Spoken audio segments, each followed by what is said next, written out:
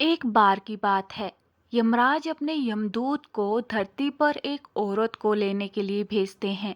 जब वह धरती पर उस औरत के पास पहुंचते हैं तो वो देखते हैं कि उस मृत शरीर के पास दो बच्चियां होती हैं।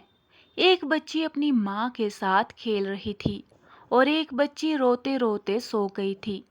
वह देखकर यमदूत को अच्छा नहीं लगा और वह उस मृत शरीर को लिए बिना ही यमलोक चले गए। वहां जाकर वह यमराज को बोले कि हे प्रभु, क्या हम उस मृत शरीर में थोड़े समय के लिए जान नहीं डाल सकते, क्योंकि उसकी बेटियां बहुत ही छोटी छोटी सी हैं। पिता न होने के कारण वह अनाथ हो जाएंगी। यमराज जी बोले कि तुमने उस मृत शरीर को न लाकर अच्छा नहीं किया। ये करके परमात्मा के काम में विघ्न डाल रहे हो। इसके लिए तुम्हें सजा दी जाएगी। यमराज ने कहा कि तुम धरती पर चले जाओ और तब तक वापस नहीं आना जब तक तुम अपनी मूर्खता पर हंसी न उड़ाओ। यमदूत धरती पर चले जाते हैं। यमराज द्वारा सर्दी के कपड़े न दिए जाने पर यमदूत ठंड के मारे ठिठुर रहा था। उसी समय वहां से एक व्यक्ति जा रहा होता है। उसे यमदूत को ऐसी हालत में देखकर बहुत दया आ जाती है। उस व्यक्ति के हाथ में एक कंबल था जो कि वह अपने बच्चों के लिए ले जा रहा था, परंतु उसे दया आ जाती है और वह कंबल यमदूत को दे देता है और उसे अपने साथ घर चलने के लिए कहता है। जब वह व्यक्ति घर पहुंचता है तब उसकी बीवी उससे पूछती है कि क्या तुम बच्चों के लिए कंबल नहीं लाए। तब वह व्यक्ति बताता है कि ये कंबल मैंने इनको दे दिया।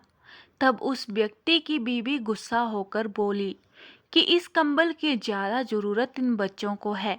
यमदूत मन ही मन में हंसने लगा और कहने लगा कि इनको नहीं पता कि इनके घर यमदूत आया है।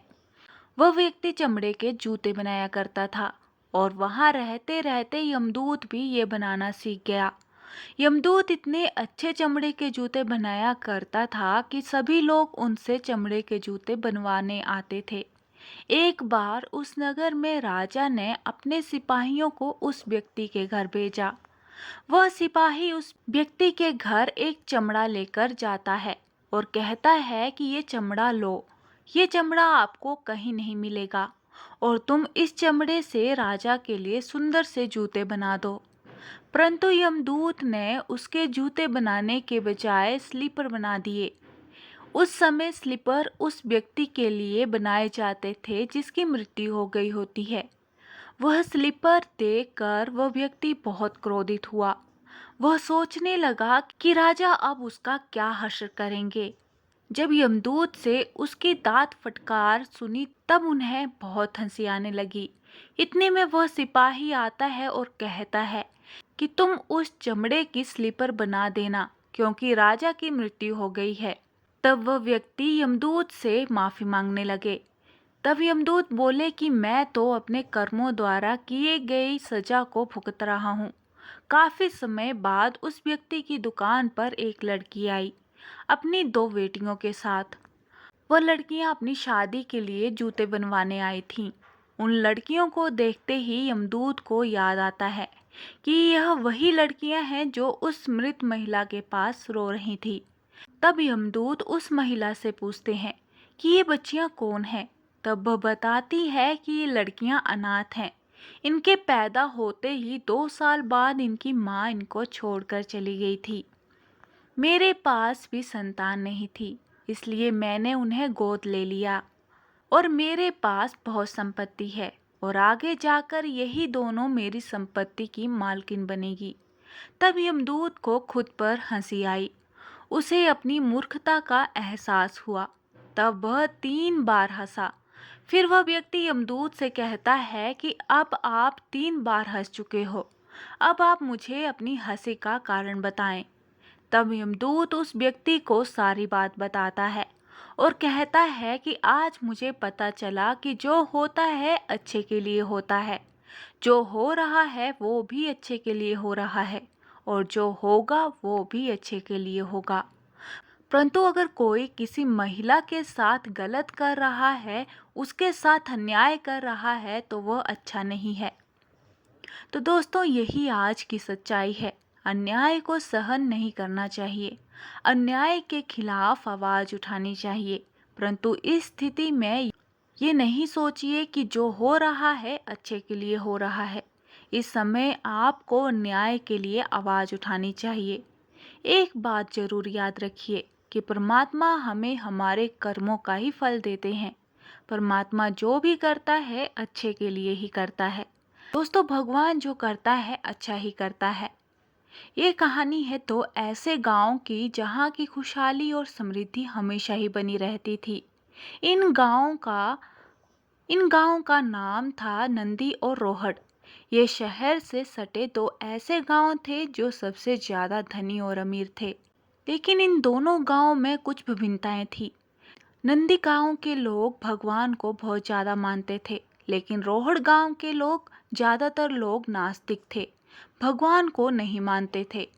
नंदी गांव के लोग सच्चाई की राह पर चलते थे, लेकिन रोहड़ गांव के लोग लोभी और मतलबी थे। एक बार की बात है, दोनों गांव में महामारी आती है, जिसकी वजह से नंदी गांव की सीमाओं को सुरक्षा देने वाले सारे कुत्ते मर जाते हैं। रोहड़ गांव के कुछ ही कुत्ते मरते हैं। महामारी फैलते फैलते अन्य जानवरों तक पहुंच जाती है और नंदी गांव के सारे जानवर मर जाते हैं। वहीं रोहड़ गांव में इनका इतना ज्यादा प्रभाव नहीं पड़ता। कुछ समय बाद नंदी गांव में एक नई घटना घटित होती है कि जिस तालाब से नंदी गांव को पानी आता था वो तालाब धीरे धीरे सूखने लग जाता है, जिसकी वजह से अब नंदी गांव के लोगों को पानी की बहुत दिक्कत हो जाती है। तालाब सूखने से सारे हरे भरे खेतों में सूखा पड़ने लग जाता है, सारे पेड़ पौधे मुरझाने लग जाते हैं। तब नंदी गांव के लोग निर्णय करते हैं कि अब वे जाके रोहड़ गांव के लोगों से मदद मांगेंगे। परंतु रोहड़ गांव के लोग लोभी और लालची होते हैं। उनके पास सब कुछ होने के बावजूद भी वे नंदी गांव के लोगों की मदद नहीं करते। अब नंदी गांव के लोग हर जगह से फंस चुके होते हैं। उनके पास ना जानवर होते हैं, ना खेतों में हरियाली और ना ही गांव को सुरक्षा देने वाले कुत्ते। तो अब वह अपनी किस्मत को कोसते हैं। भगवान से कहते हैं कि भगवान ने उनके साथ बहुत बुरा किया। तो वो सभी भगवान के सहारे गांव से हट के मंदिरों में रहना शुरू कर देते हैं। एक रात बहुत सारे चोर और डाकू नंदी गांव में प्रवेश करते हैं। तो जब वो लुटेरे गांव में प्रवेश कर रहे होते हैं तो वो देखते हैं कि गांव की सीमा को सुरक्षा की कोई व्यवस्था नहीं है। यहाँ न कोई जानवर है, न गांव में हरियाली है, अर्थात इस गांव में कोई नहीं रहता। ये सोचकर लुटेरे आगे बढ़ जाते हैं। आगे बढ़कर जब वो रोहड़ गांव में पहुंचते हैं तो देखते हैं कि गांव के सुरक्षाकर्मी भी हैं, कुत्ते भी भौंकने लगते हैं। लुटेरे सारे कुत्ते और सुरक्षाकर्मियों को मार देते हैं और देखते हैं कि गांव में हरियाली है, जानवर हैं, इंसान है। तो सारे लुटेरे गांव में फैल जाते हैं। जब वे सब कुछ लूट लेते हैं तो सारे गांव को आग लगा देते हैं, सारे लोगों को मार देते हैं और भाग जाते हैं। अगली सुबह जब आसपास के गांव वालों को इसका पता चलता है कि रोहड़ गांव में अब कोई भी नहीं बचा, पूरा गांव शमशान बन चुका है, तो नंदी गांव में किसी को हानि तक नहीं पहुंची। तब नंदी गांव के लोगों को समझ आता है कि भगवान ने उनके लिए जो भी दिक्कतें और परेशानियां दी उनमें उनका ही भला था। अर्थात जो होता है अच्छे के लिए ही होता है। हमारे जीवन में जो भी अच्छी या बुरी घटनाएं होती हैं उनके पीछे भगवान ने आपके लिए कुछ बेहतरीन और बड़ा सोचा होता है। बस शर्त है कि आप खुश रहें।